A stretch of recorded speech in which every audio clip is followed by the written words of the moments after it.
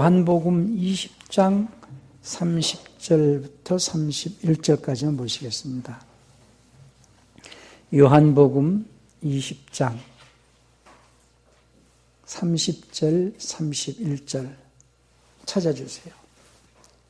요한복음 20장 30절, 31절 보십니다. 예수께서 제자들 앞에서 이 책에 기록되지 아니한 다른 표적도 많이 행하셨으나 오직 이것을 기록함은 너희로 예수께서 하나님의 아들 그리스도이심을 믿게 하려 하며 또 너희로 믿고 그 이름을 힘입어 생명을 얻게 하려 함이니라. 아멘. 오늘 설교의 제목은 성경의 기록 목적. 성경이 기록한 성경, 하나님께서 성경을 기록하신 목적이 무엇인가? 성경 기록 목적에 대해서 말씀을 드립니다.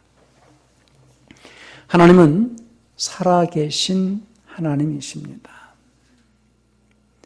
우리는 하나님께서 살아계시다는 것을 추상적으로 할 것이 아니고 그 살아계신 하나님을 날마다 경험하면서 살아가는 생활이 신앙생활입니다. 그렇기 때문에 신앙인의 삶이라는 것은 삶 속에서 하나님의 도우심 가운데서, 하나님의 보호하심 가운데서 하나님을 인정하면서 하나님과 함께하면서 하나님을 경험하는 삶이 신앙생활이에요. 하나님께서 우리와 함께 하시려고, 우리와 늘 함께 하시는 그런 하나님이 되어주시려고 예수님을 세상에 보내셨어요. 그래서 예수님은 원래 하나님과 함께 하실 때는 하나님이신 분이세요. 그래서 3위 중에 1위가 되시는 분이죠. 요한 1서 5장 7절에서 하늘에 증거하는 셋이 계시는데 아버님과 말씀님과 성신님, 홀리고스트. 보통 한글 성경은 성령 이렇게 번역을 했는데 성령이라는 단어는 홀리스피릿이라는 단어가 또 따로 있습니다. 그리고 대부분이 대문자 스피릿도 성령, 그리고 홀리스피릿도 성령, 홀리고스트도 성령 이렇게 그냥 뭉뚱그려서 성령으로 이렇게 놨지만은 우리가 구별해서 이해할 것은 하늘에서 증거하는 셋 그 중에서 1위가 되시는 성령이 아니고 성신이라고 제가 이렇게 구별하고 싶은 거예요. 왜냐하면 거기에 표는 홀리 고스트이기 때문에.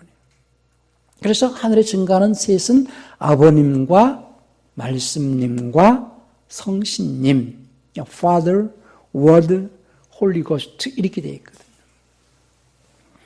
그래서 우리는 하나님에 대해서 올바로 이해할 수 있도록 늘 성경의 기록을 자세하게 들여다볼 수 있어야 됩니다. 그래서 3위 중 1위가 되시는 말씀님, 그 말씀님은 하나님과 함께 하실 때는 하나님이시다. 보통 우리나라 그 사람들은 어른의 말을 높인 말로서 말씀 이렇게들 하기 때문에 요한복음 1장 1절에서 태초에 말씀이 계시니라 이 말씀이 하나님과 함께 하셨으니 이 말씀은 곧 하나님이시다. 이 표현을 잘못 오해하면은 이 말씀은 하나님의 입에서 나오는 말같이 생각할 수 있어요. 많은 분들이 그렇게 생각합니다. 요한복음 1장 1절에서 태초에 말씀이 계시니라 할 때 그 말씀은 더 정확한 표현으로 말씀님 이렇게 표현해 줘야 됩니다. 말씀님. 그 말씀님은 하나님과 함께 하실 때는 하나님. 이렇게 표현되지 되거든요. 그래서 3위 중에 1위가 되시는 분이시다. 하나님의 입에서 나오는 그 말을 높여서 말씀 이렇게 하지 아니하고 아버님, 말씀님, 성신님 이렇게 3위가 한 하나님이시다. 이렇게 하나님에 대해서 올바로 이해할 수 있어야지만 이 성경을 이해하는 데 굉장히 도움이 됩니다. 그런데 개혁성경에서는 그 내용을 완전히 삭제를 시켜버렸죠. 요한 1서 5장 7절을 삭제를 시키고 아마 5장 그 6절 하반, 6절 갖다가 이렇게 나눠가지고 6절 하반절을 7절로 이렇게 놨을 거예요. 그러니까 하나님께서 예수님을 세상에 보내신 것은 첫사람 아담의 불순종으로 인하여서 인간과 하나님과의 관계가 멀어지고 또 그 관계할 수 없는 죄인의 신분이 되어져 있는 인류를 구원하셔서 그 구원은 마귀로부터 구원이고 사망에서 구원입니다. 건지셨다는 거예요. 사망 가운데 빠져 있는 인류를 예수님께서 십자가에서 죽으심으로써 대신 그 죄값을 지불함으로써 대속물로 주셨다는 거예요. 그래서 사망에서 건지시고 그리고 하나님과 함께하게 하기 위하여서 이제 우리에게 말씀을 지켜라. 그러면은 내가 가면은 성신님께서 너에게 오실 것이다. 그래서 성신님께서 오셔서 이제 하나님과 연합되어질 수 있는 삶이 되어주도록 하시겠다는 거예요. 그럼 이러한 모든 기록, 이러한 내용들을 우리가 알 수 있는 것. 그러니까 예수님을 막연하게 믿는 게 아니라 예수님이 어떤 분이시고 예수님이 왜 십자가에서 죽으셔야 했고 왜 인간은 죄인이며 왜 우리는 죽고 난 다음에 지옥을 가게 되는가 이런 모든 일들에 대하여서 기록되어진 것이 성경이거든요. 그러니까 성경은 어떤 책이고 성경의 기록은 어떤 목적으로 기록을 했는지에 대해서 우리가 알지 못한다면은 성경을 멀리할 수밖에 없어요. 많은 사람들이 성경이 어떤 책인지를 알지 못하기 때문에 성경을 읽지 않고 또 성경에 대해서 관심을 갖지 않습니다. 성경이 우리에게 얼마나 중요한 책인지 하나님께서 인류에게 주신 최고의 선물이 있다면 성경이에요. 그러니까 우리는요, 성경에 대하여서 깊이 있게 상고하고 성경에 대해서 우리가 공부를 해야 되는 이유는 뭐냐? 우리는 영생이 있다는 사실을 내가 알았어요. 막연하게 길거리에서 예수 믿고 천국 가세요라고 말하는 소식도 들었지만은 결국은 그 사람이 외치는 소식이 그 사람 자신의 어떤 경험과 지식에 의해서 외치는 소리가 아니라 성경에 기록되어진 소식이잖아요. 그러니까 성경에 기록되어져 있는 그 내용은 어떤 내용이기 때문에 많은 사람들이 예수님을 믿고 천국을 사모하느냐는 거예요. 저는요, 처음에 군대 갔다 와서 청년 때에 전도를 받았는데 그때 어떤 전도사님이 저희 집에 신방하러 오셔가지고 제가 사촌 형수 밑에서 조금 몇 개월 있었을 때예요. 형수 안 계시는데 신방하러 오셔가지고 거기서 구역예배를 보기로 했다는 거예요. 그래서 와서 보시라고. 근데 총각 들어오라고. 그래서 이제 같이 앉아서 예배를 보고 교회를 나가라고 하고 그래서 예 나가겠습니다. 그렇게 약속을 하고 교회를 처음 나갔어요. 그리고 이제 나가겠습니다 하고 약속을 했으니까는 지켰잖아요. 그리고 안 나갔더니 그 다음에 또 오셔가지고서 왜 안 나오냐고. 그래서 지난번에 나갔지 않냐고. 그랬더니 평생 다녀야 된다는 거예요. 이게 보통 문제가 아니잖아요. 평생 주의를 지켜야 되고 새벽 기도도 다녀야 되고 뭐 11조도 해야 되고 수요일도 빠지지 말아야 되고 금요초라도 해야 되고 이거 보통 문제가 아니잖아요. 그러면 내가 알고 다녀야 되지 않겠어요? 그래서 성경을 읽다가 로마서를 읽다가 뭔가 시커먼 것이 훅 나가면서 성령을 받게 돼가지고 그때 하나님을 경험하면서 지금까지 내가 하나님을 섬기게 됐는데요. 그러니까 우리는 누구에게 예수를 믿으라라고 전할 때에 왜 믿어야 되는가? 예수를 믿어야 되는 이유를 설명할 거 아니겠어요? 그런데 죄인이라는 거예요. 그게 무슨 죄인지. 인간은 죽고 난 다음에 지옥을 간다는 거예요. 그런 내용들이 누구의 말에 근거해서 그런 말을 하는가? 성경에 있다는 거예요. 그러면 성경은 누가 썼는가? 사람이 쓰지 않았느냐? 성경은 하나님이 쓰셨다는 거예요. 그러니까 이제 관심을 하나님이 어떻게 쓰셨는가? 하나님은 미국산 펜으로 쓰셨는가? 한국산 펜으로 쓰셨는가? 우리는 우리의 과거, 우리의 그 역사, 인류의 역사, 이런 모든 내용들이 어떤 사람이 지어내서 아는 것이 아니고 기록으로 인하여 가지고 과거의 일들을 우리가 그러한 사실이 있었구나, 그걸 알잖아요. 그러면은 인류의 시작과 그리고 인류의 진행 과정에서 마지막까지 기록되어진 것이 성경인데, 인류의 역사의 시작이잖아요. 기원이잖아요.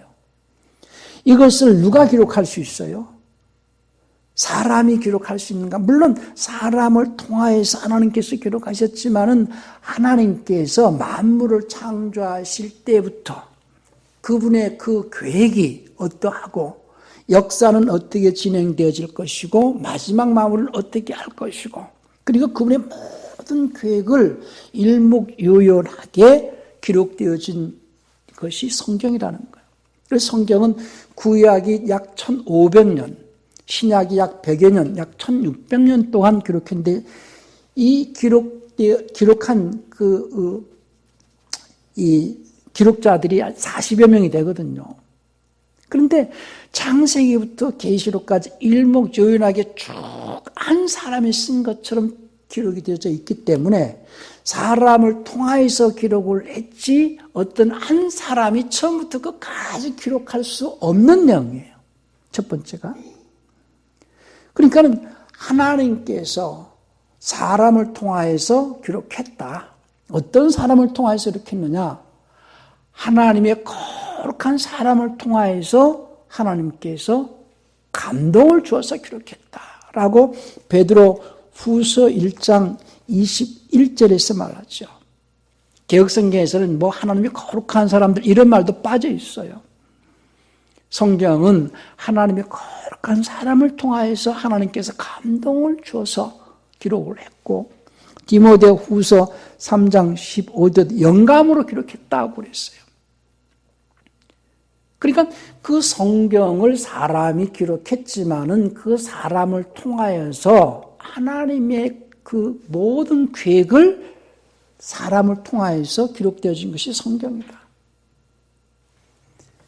우리는 우리의 과거에 대해서, 또 우리 그 대한민국 이전에 조선이라는 나라가 있었고, 그 조선 이전에는 고려가 있었고, 고려 전에는 고구려, 백제, 신라가 있었고, 그 전에는 이 사만, 또 여러 가지 과거의 그 역사를 우리가 뭘로 압니까?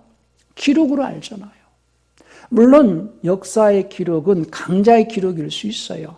그래서 역사는 정사도 있고,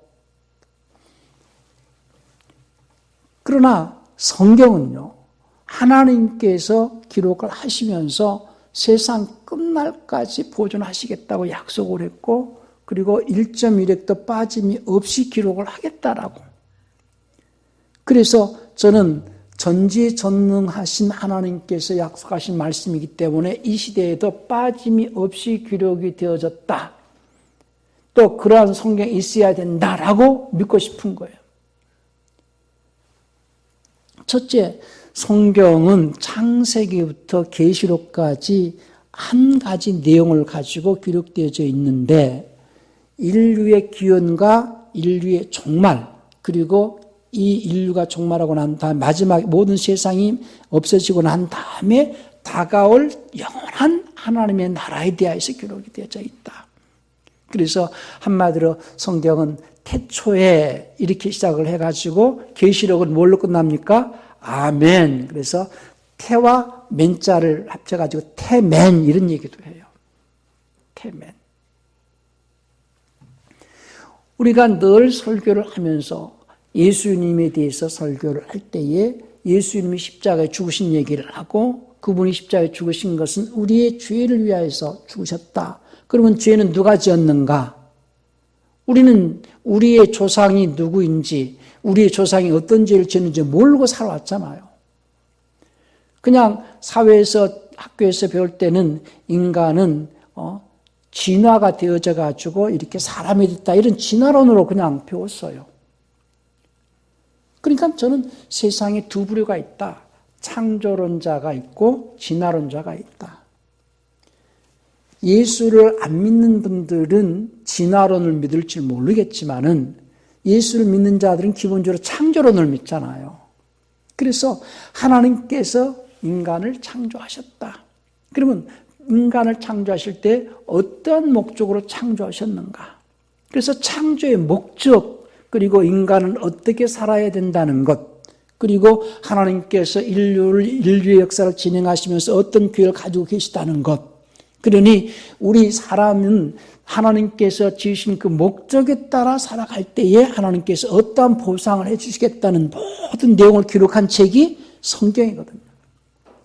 그러니까 성경은 한마디로 인간이 세상에 태어나서 살아가는 이유에 대해서, 삶의 이유. 저는 처음에는 그 집사 때나 또는 청년 때 열심히 전도도 했지만은요, 지금은 예수 믿으세요 해가지고선 그렇게 쉽게 예수 믿고 그러지 않습니다. 그러면 늘 제가 묻고 싶은 게 있어요. 사람들 만나면은. 당신은 왜 삽니까? 왜 삽니까? 삶이 무엇입니까? 인간은 태어나가지고 어차피 출생을 해서 죽음으로써 인생이 마감이 되는데, 어차피 죽는 인생, 그렇게 죽음을 향해서 지금 당신이 살아가고 죽기 위해서 사느냐? 왜 살아가느냐? 거기에 대해서 좀 관심을 좀 가져라. 그러니까는 하나님께서 우리를 창조하신 목적이 무엇인가를 알고 살아가는 것이 가장 잘 사는 것이다라고 저는 말하고 싶은 거예요. 돈을 벌기 위해서 사는 것도 아니고, 직장을 다니기 위해서 사는 것도 아니고, 내가 세상을 살아가는 이유, 삶의 이유, 왜 살아가는가? 그걸 알고 살아가야 되지 않겠어요? 그러니까 성경은 그런 삶에 대해서 얘기를 하거든요. 그러니까 인간은 어떻게 살아가야 하는가에 대해서도 성경을 통하여서 주님께서, 그분이 창조하셨으니까, 창조자가 피조물을 만들 때에 어떤 목적으로 만들었으며 어떻게 사용할 것인가에 대해서 기록했다면은, 우리는 스마트폰을 사용할지라도 이것에 대한 사용용법을 잘 알고 쓰듯이 내가 내 인생의 삶을 잘 알고 살아가는 것이 가장 잘 사는 것이다, 저는 생각을 해요. 그렇게 삶의 매뉴얼로 주신 것이 성경이다. 성경은 우리 삶의 매뉴얼이다. 내 삶의 매뉴얼로서 성경을 가까이 하고 왜 살아가야 하는가에 대해서 거기에 기록되어 있다. 그러면 성경이 기록되어진 목적이 무엇이냐? 기록 목적은 오늘 주님께서 말씀하신 것이 요한복음 20장까지 기록한 것만이 아니고 성경 전체를 얘기를 하는 거거든요. 성경을 전체 기록한 목적, 그 목적은 무엇이냐? 너희로 예수께서 하나님의 아들 그리스도이심을 믿게 하려 함이요. 예수는 누구시다? 하나님의 아들이시고 그리스도이시다. 그리스도라는 것은 다른 말로 메시아, 히브리어는 메시아인데 구세주라는 얘기거든요. 세상을 구원하신 주인이시다는 거예요. 구세주. 그것을 믿게 하려 하며 또 너희로 믿고 그 이름을 힘입어 생명을 얻게 하려 함이라. 두 가지 목적이 있죠. 예수가 하나님의 아들이시요 그리스도심을 믿게 하고, 또 하나는 그 사실을 믿고 그 이름을 힘입어 생명을 얻게 하려 합니다. 그래서 예수 이름에는 두 의미가 담겨 있는 거죠. 마태복음 1장 21절에서 아들 낳은 이름을 예수라라. 이는 자기 백성을 죄에서 구원할 자, 구원주다 이거죠. 그리고 23절에서는 임마누엘이라 하리라 이렇게 말씀을 했어요. 이는 하나님이 우리와 함께 하십니다. 그래서 예수 이름은 죄를 사면하는 이름이요 하나님과 연합되게 하는 이름이니 영생하시는 하나님과 연합됨으로써 영생에 이르게 하는 이름이니 생명을 얻게 하는 이름이니 죄 사면과 영생을 담고 있는 이름이 예수 이름이다. 죄 사면과 영생을 담고 있는 이름이 예수 이름이다. 사람들은 누구나 이름을 가지고 있어요. 그 이름을 가지고 있을 때에 그 이름 안에 담겨져 있는 뜻이 있거든요. 그 이름 안에 담겨진 뜻이 예수 이름 안에 담겨진 뜻이 뭐예요? 죄를 사면하는 것과 영생, 하나님과 연합돼서 영생 얻게 하는 이름. 그래서 하나님께서 예수님을 세상에 보내신 것은 우리를 죄에서 구원해가지고 하나님과 늘 함께하는 삶이 되어지도록 하려고 예수님을 보내셨다. 그 사실을 기록한 책이 성경이다. 그래서 우리가 예수가 그리스도이신 것을 믿고 하나님과 함께하는 삶을 살고자 우리는 어떻게 해야 하나님과 함께할 수 있는가에 대해서 늘 그 말씀을 들으려고 오늘도 이렇게 예배에 참여하는 거거든요. 그래서 그 하나님과 연합되어지는 삶, 함께하는 삶, 그로 인하여서 생명을 얻는 삶, 그로 인하여서 내 육신이 마감되어져 가지고 영원히 하나님과 함께할 수 있는 그런 삶을 준비하기 위해서 우리는 신앙생활을 하는 거예요. 그것이 우리의 삶이라는 겁니다. 그 예수 이름은 원래 누구의 이름이냐? 사람들은요, 예수 이름의 그 의미도 잘 모를 뿐 아니라 예수 이름은 원래 아버지의 이름이라고 그랬고 그 아버지의 이름을 그 아들에게 주셨고 그 아들로 오신 예수님께서 가시면서 또 성령을 보내시면서 성신님을 보내시면서 내 이름으로 오실 것이다 이렇게 말씀하시거든요. 그래서 원래 예수 이름은 삼위 하나님의 이름이다. 예수 이름은 아버지와 아들과 성령의 이름이다. 우리 마태복음 28장 19절을 보면요. 개역성경은 조금 그 차이가 있지만은 그래도 개역성경대로 한번 읽어보겠습니다. 마태복음 28장 19절에 그러면 너희는 가서 모든 족속으로 제자를 삼아 아버지와 아들과 성령의 이름으로 침례를 주고 그랬어요. 그래서 여기서 성령의 이름 했을 때 여기서도 이제 성령을 갖다 홀리 고스트로 표현했는데 여기서는 그냥 성령 이렇게 되어 있습니다. 아버지와 아들과 성령의 이름으로 침례 주고 할 때에 아버지와 아들과 성령의 이름이 뭐냐? 예수 이름이다. 자, 마태복음 1장 21절에 보면은 아들을 낳으리니 이름을 예수라 하라 이랬죠. 이는 그가 자기 백성을 저희 죄에서 구원할 자이심이라. 그래서 예수님께서 하신 말씀이 요한복음 5장 43절을 보면은 뭐라고 말씀하시냐면은 요한복음 5장 43절에 나는 내 아버지의 이름으로 왔음에 이렇게 말씀하십니다. 나는 내 아버지의 이름으로 왔음에 너희가 영접지 아니하나 만일 다른 사람의 자기 이름으로 오면 영접하리라. 나는 내 아버지의 이름으로 왔다는 거예요. 그래서 보통 사람들은 이름을 누가 지습니까? 자기가 자기 이름을 짓습니까? 자기 조상이 지어줍니까? 조상이 지어주잖아요. 그래서 예수님도 세상에 태어나실 때 이름을 예수라 하라 하고 아버지의 이름으로 그 이름이 아버지의 이름으로 오셨다고 그렇게 말씀을 하십니다. 그러시면서 14장 요한복음 14장 26절에서는 보혜사 곧 아버지께서 내 이름으로 보내실 성령, 거기도 성령 했는데 홀리고스트입니다. 그가 너에게 모든 것을 가르치시고 내가 너에게 말한 모든 것을 생각나게 하시리라. 그러니까 그 하나님, 삼위 하나님의 이름이 예수인데 그 예수라는 이름을 과거 구약에서는 드러내지 않았어요. 예수라는 이름을 쓰지 않았습니다. 감췄어요. 왜? 그 예수라는 그 이름 안에 비밀한 것들이 많이 있거든요. 예수 이름 안에 감춰져 있는 하나님의 그 계획이 있어요. 그래서 그 예수 이름 안에 감춰져 있는 하나님의 계획을 다른 말로 하나님의 믿음 이렇게 얘기를 하죠. 그래서 성경은 누구에 대하여 기록되어져 있느냐? 예수님에 대하여 기록했다 할 때에 우리는 생각할 때에 성경은 예수님에 대하여서 기록했기 때문에 십자가에 달려 죽으신 그 예수님만을 생각하는 거예요. 성경은 누구에 대한 기록이냐? 하나님에 대한 기록이에요. 성경은 누구에 대한 기록이요? 하나님에 대한 기록.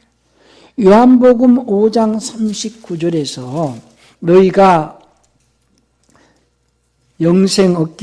성경에서 영생을 얻는 줄 생각하고 성경을 상고하거니와 이 성경은 곧 내게 대하여 증언하는 것이다. 그랬죠.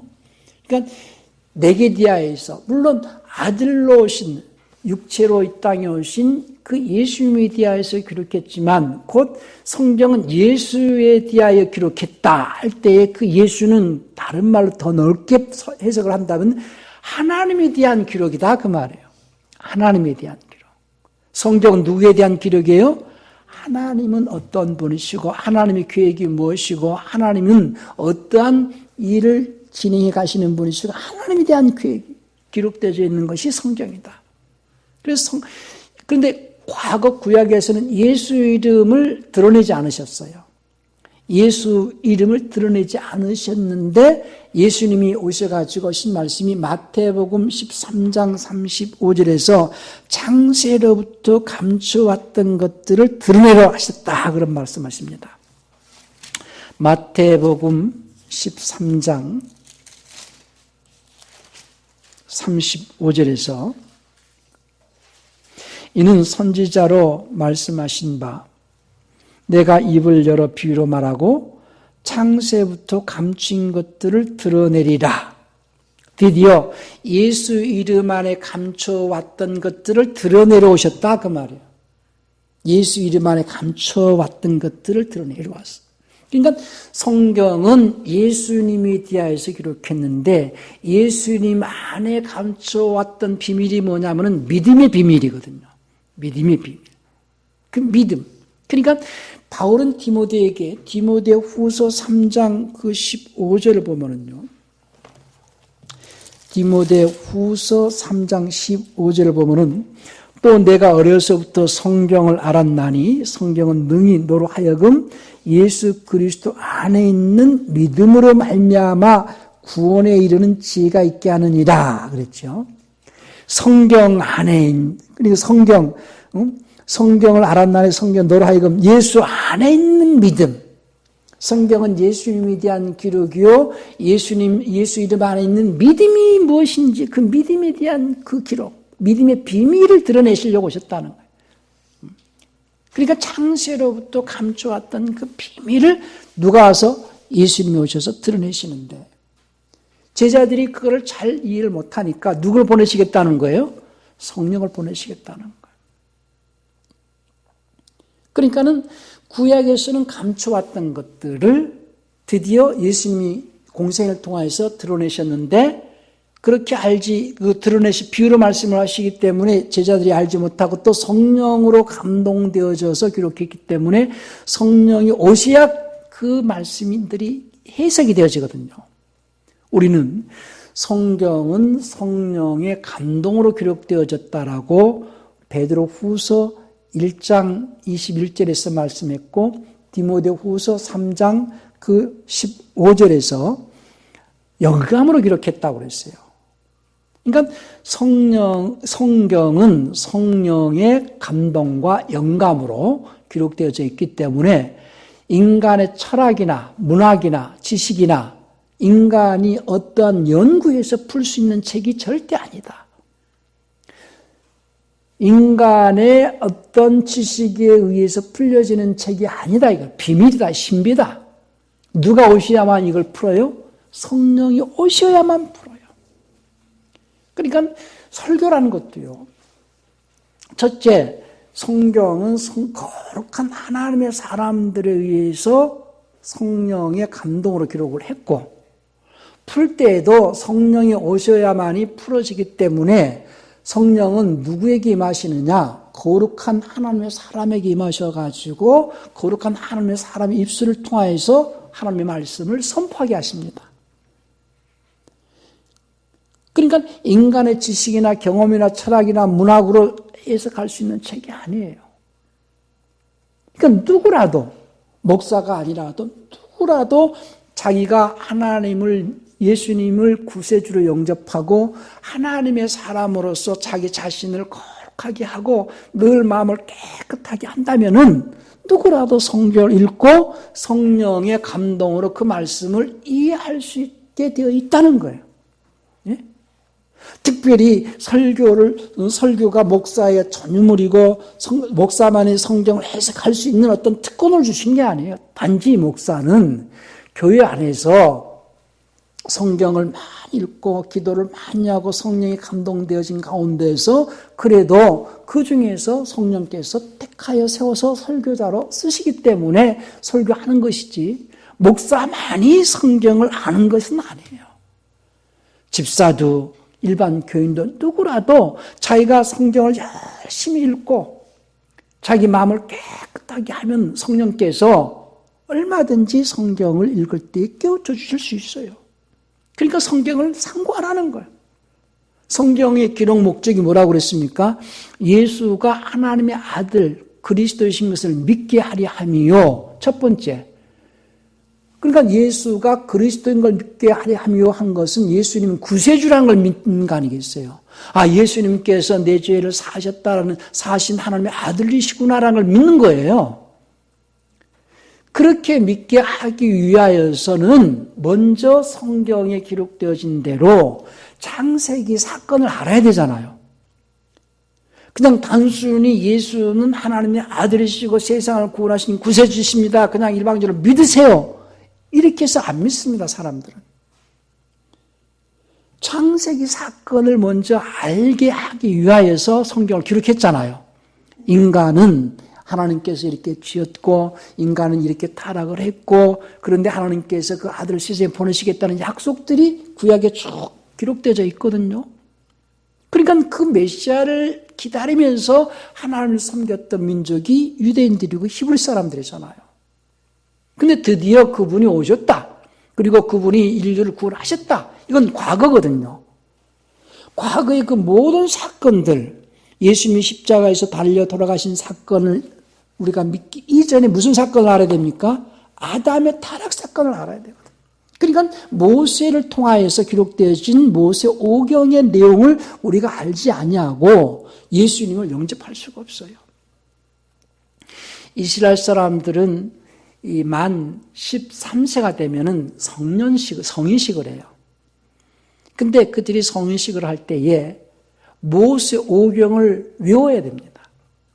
모세 오경을 외우면은 이제 어른이 되는 거죠. 만 13세 때. 그래서 그들이 모세 오경을 통하여서 메시아를 기다리게 했다는 거예요. 어려서부터. 그러니까 오늘도 디모데후서에서도 내가 어려서부터 바울이 디모데에게 내가 어려서부터 성령을 알았나니 이 성경은 예수 그리스도 안에 있는 믿음으로 말미암아 구원을 얻게 하려 한다. 지혜가 있다는 거죠. 그래서 예수님께서 하나님의 아들 그리스도심을 믿게 하려 하며 예수가 우리를 구원하셨다는 걸 믿습니다. 그러면 그 믿는 것으로 그치지 말고 그 다음에 그 이름을 힘입어 뭐 하라는 거예요? 생명을 얻는 문제가 남아있어요. 근데 그리스도인들이 예수님이 하나님의 아들이시고 예수님이 메시아이고 구세주인 걸 믿기만 할 뿐이지 생명 얻는 일에 소홀히 한다면은 그건 의미가 없는 거죠. 지금 그리스도인들이 가장 힘써야 하는 일은 생명 얻는 일이에요. 생명 얻는 일. 기록 목적이 그거예요. 그래서 생명 얻는 일은 어떻게 해야 생명을 얻는가에 대해서 쭉 기록이 되어 있거든요. 그러니까 설교라는 것은 생명 얻는 일을 갖다가 알려주기 위해서 하는 거거든요. 근데 먼저는 생명을 얻어야 된다는 것을 갖다가 깨우쳐 줘야 되니까 먼저 예수님이 어떤 분이고 우리는 그 예수님을 믿고 생명을 얻어야 된다. 그러기 위해서는 우리는 어떻게 해야 된다. 생명 얻는 것에 주력을 하는 삶이 신앙생활이에요. 신앙생활은 예수님이 하나님의 아들이신 것과 그분이 그리스도 구세주신 걸 믿고 난 다음에 생명 얻는 것에 힘쓰는 생활이 신앙생활이거든요. 세상에서 장사해서 돈 버는 것에 힘쓰는 게 아니라 그런 것도 필요하고 먹을 것, 입을 것도 필요하기 때문에 하지만은 뭐 하는 일에 힘써야 된다고요? 생명 얻는 일이에요. 생명 얻는 일이에요. 구약의 사람들은 그러한 비밀한 것들을 많이 알지를 못했어요. 결국은요, 구약에서는 예수 이름을 하나님께서 드러내신 적이 없어요. 예수 이름을 드러내신 적이 없다 이거예요. 예수님께서 오신 것은 어떤 목적이냐? 그 예수 이름을 드러내시려고 오셨어요. 예수 이름을 드러내신다는 것은 예수 이름 안에 감춰진 비밀한 하나님의 계획을 말씀하시려고 하신다는 거예요. 예수라는 이름 안에 감춰져 있는 비밀한 것들을 드러내시려고, 창세로부터 감춰왔던 것들을 드러내시려고. 그래서 아까 마태복음 13장 35절에서 쭉 말씀하시는 것은 이제 예수님의 공생에는 창세로부터 감춰왔던 것들을 드러내려 함이라 그러셨고, 요한복음 17장을 한번 볼까요?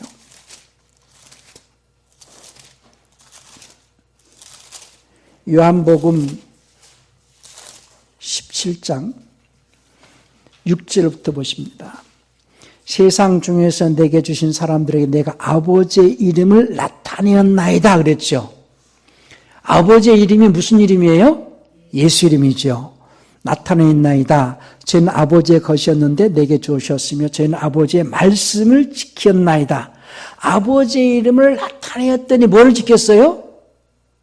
말씀을 지켰다는 거예요. 그러니까 예수 이름 안에 감춰져 있는 하나님의 계획, 하나님의 뜻, 하나님의 말씀들을 지켰다는 거예요. 자, 8절에 난 아버지께서 내게 주신 말씀들을 저에게 주었사오며, 그러니까 아버지의 이름을 나타내는 것이 뭘 주는 거예요? 말씀들을 저에게 주었다는 거예요. 그러니까 쭉 그런 말씀이거든요. 17장은 전부 아버지의 말씀을 드러내는 말씀이에요. 예수 이름을 드러내는 말씀. 예수 이름을 드러낸다는 것은 예수 이름 안에 감춰져 있는 하나님의 믿음을 드러내고, 믿음을 드러낸다는 것은 믿음 안에 감춰져 있는 하나님의 말씀들을 드러내고, 그 말씀들 안에 감춰져 있는 하나님의 계획을 드러내는 거거든요. 하나님의 계획을. 그러니까 바울은 사도행전 20장 27절에 보면은, 사도행전 20장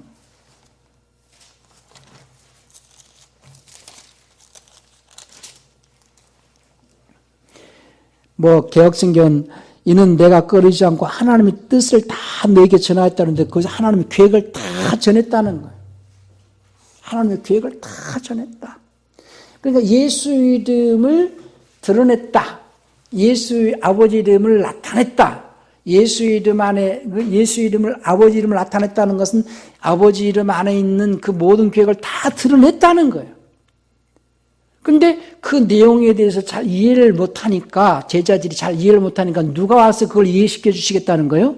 성령께서, 성신님께서 와서 이해를 깨닫게 해주시겠다는 거예요. 그러니까 구약에서는 예수라는 이름이 드러나지 않았고, 만약에 예수님께서 구약에 나타나셔가지고 그 예수 이름 안에 있는 비밀을 드러내서 결국 우리에게 주시고자 하시는 것은 안식이거든요. 안식. 그 안식은 육체의 안식을 말하는 것이 아니고, 지난 시간에 말씀드린 대로 사람이라 하면 혼을 사람이라고 그랬죠. 혼의 안식을 주셨더라면은 뭐 그렇게 복잡하게 그분이 구약 시대에 이미 혼의 안식을 그들에게 줄 수 있는 환경이었다면은, 죄 문제가 해결되어지고 그들이 혼의 안식을 얻게 되었다면은 뭐하러 예수님이 오셔가지고 십자가에 죽으셨겠느냐는 거예요. 그런 비밀한 것들을 지금 개혁생은 다 엉터리로 이렇게 바꿔놔 버렸기 때문에 우리가 잘 모르는 거거든요. 우리 히브리서 한번 볼까요? 4장 8절을 한번 보세요. 히브리서 4장 8절. 만일 여호수아가 저에게 안식을 주었다면 그 외 다른 날을 말씀하지 아니하셨으리라 할 때 그 여호수아가 개혁성인 여호수아로 되어 있어요. 여기는 예수님이에요. 예수님. 예수께서 저에게 안식을 주었다면 그 위에 다른 날을 말씀하지 아니하셨으리라. 그러니까 구약의 사람들에게는 안식을 주었다는 거예요? 안 줬다는 거예요? 안 줬다는 거예요. 아직까지 죄 문제가 해결되지 않았기 때문에. 그러니까 이스라엘은 안식일을 지킵니다. 토요일이 안식일이죠? 안식일을 지켜요. 뭐를 사모하면서 안식일을 지키는 거예요? 그 혼의 안식을 사모하면서 안식을 지키는 거예요.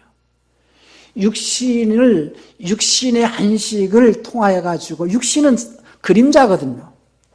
육신 안에 있는 게 누구예요? 혼이잖아요. 이 혼의 안식을 기다리면서 육신의 안식을 찾고, 그러니까 육신의 안식은 그때뿐이잖아요. 육신 언젠가 벗어날 것이지만은, 혼의 안식은 영원한 거거든요. 영원한 혼의 안식을 누가 와서 주신다고요? 예수님께서. 근데 여호수아로 싹 바꿔놔버렸어. 그러니까 전체적인 맥을 잘 잡을 수가 없게 만들어놔버린 거예요.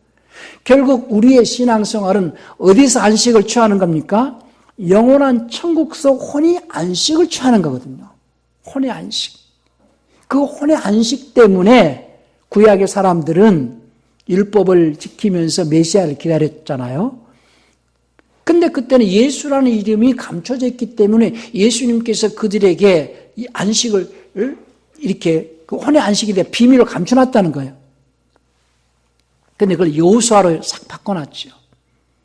이러한 모든 내용들을 기록한 성경의 기록 목적은 결국은 우리 혼의 안식을 누릴 수 있는 그 길에 대하여서 하나님의 계획에 대해서 기록했다는 겁니다. 결국은 우리가 예수를 믿고 혼의 안식을 얻을 수 없다면은 우리는 아무 의미가 없어요. 성경의 기록 목적은 예수가 하나님의 아들 그리스도 구세주인 걸 믿게 하리 하며, 이거 한 가지 문제는 그분이 육체로 오셔서 해결했죠. 말씀님께서 아브라함의 씨를 입고 육체 안에 오셔가지고 십자가에서 죽으심으로써 인류를 구원하신 구세주의 그 사명을 감당하셨죠. 그 사실을 믿는 자에게 이제 생명을 사모하고 말씀을 지키는 자 속에 누가 또 그 이름으로 오십니까? 성신님께서 그 이름으로 오신다. 그러니까 삼위 하나님의 이름은 예수요. 그 삼위 하나님께서 계획하신 그 계획대로 첫째는 누구의 보냄을 받았다고 예수님은 늘 말씀하세요? 요한복음 8장 42절에서 나는 아버지께서 보냈다는 거예요. 8장 42절에서 예수께서 이르시되 하나님이 너희 아버지였으면 너희가 나를 사랑하였으리니 이는 내가 하나님께로부터 나와서 왔음이라. 나는 스스로 온 것이 아니요 아버지께서 나를 보내신 것이라 그랬죠. 삼위 하나님께서 아버님의 그 보냄을 받아서 말씀님이 하나님께로부터 나왔어요. 누구 이름으로 왔어요? 아버지의 이름으로. 아버지 이름이 뭐예요? 예수. 그래서 그분이 말씀님이신 그분이 아버지께로부터 보냄을 받아가지고 사람으로 오셨어요. 육체를 입고 오셨어요. 그래서 그분이 육체를 입고 오신 목적이 뭐예요? 십자가에 죽으셔서 인류를 위하여 대속물로 자신을 주시는 거예요. 그래서 인류를 구원하셨죠? 그리고 이제 그분이 부활하시고 가셨잖아요. 그 사실을 믿는 자에겐 또 아버지께서 또 누구를 보내신다는 거예요? 성신님을 보내실 때 누구 이름으로 또 보내시는 거예요? 아버지 이름으로 또 보내신다는 거예요. 그러니까 역할이 다릅니다. 그렇죠? 아버지의 명을 받아서 그 말씀님이 아들로 오셔가지고 대속을 이루시고 가시면서 너희는 그와 같이 버려두지 않겠다. 그러면서 가시면서 또 성신님께서 아버지께서 내 이름으로 보내실 것이다. 그러면 성신님께서 오셔서 하시는 일이 뭐예요? 생명을 얻게 하는 거예요. 그러니까 예수가 그리스도이신 것, 육체로 오신 사람들은요, 육체로 오신 예수님만 믿어요. 육체로 오신 예수님은 언제 그분의 사명이 완성됐어요? 2000년 전에 십자가에서 완성되셔 가셨어요. 근데 지금 이 시대는 누가 오시는 거예요? 성신님께서 누구 이름으로? 예수 이름으로. 아버지 이름으로. 그러니까 지금 역사하시는 예수님은 말씀님이 오시는 거예요? 성신님이 오시는 거예요? 지금 역사하시는, 지금 이 시대에 세상 끝날까지 역사하시는 분은 누구시냐? 성신님이시다 이거예요. 그러니까 성신님의 인도를 받으라는 거예요. 그렇다 성령의 인도를 받으라. 진리가운데로 인도하실 것이다. 그러면 그분의 인도받기 위해서 그분의 말씀을 드려야 될 거 아니겠어요? 그렇죠?